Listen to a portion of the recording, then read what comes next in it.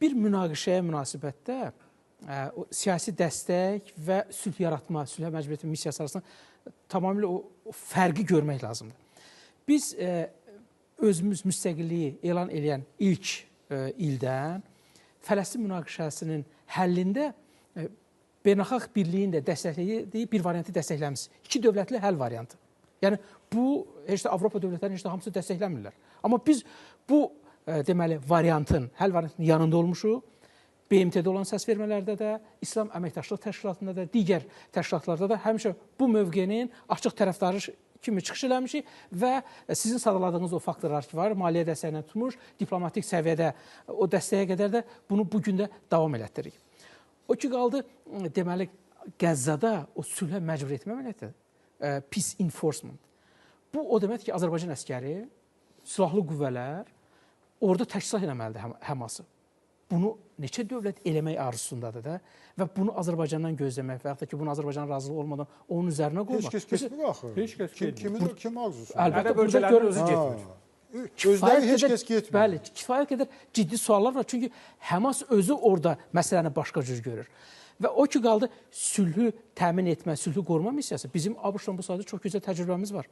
Əfqanistanda da, İraqda da, Kosovoda da, yəni hətta başqaları qoyub tərk edəndə biz sona qədər orada qalmışıq. Sivil əhalinin müdafiəsi məqsədində yer almışıq. Yəni bizim o sülhü qoruma təcrübəmiz gündəmdədir və biz bundan geri çəkilmirik. Tələb olunan başqa məsələdir. Yəni o sülhə məcbur etmə artıq özündə çox ciddi hərbi komponentləri ehtiv eləyir. Bu tamam başqa məsələdir. Siyasi dəstək var, diplomatik dəstək var və sülhü dəstəkləmə missiyasına yer alır, o başqa bir məsələdir. Fəqət mən sizin fikircə nəsə baş verə bilərmi ki, Azərbaycan bu mövqeyi dəyişsin?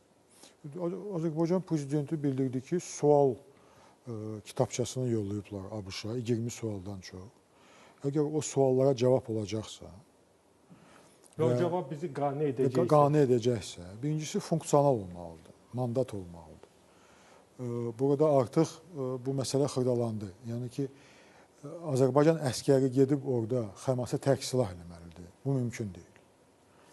Azərbaycan əskəri ancaq ora gedə bilər ki, orada sülhməramlı missiyanı silahsızlaşdırılmış bir yerdə həyata keçirsin. O nə?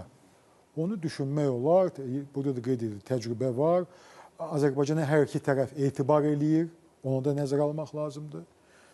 Bunu mümkündür, amma Həmas tərk silah olmadan, əli silahlı olanlar, biri-birini nifrət eləyən və biri-birini hər an öldürməyə hazır olan iki tərəfin arasında dayanmağa ehtiyac yoxdur.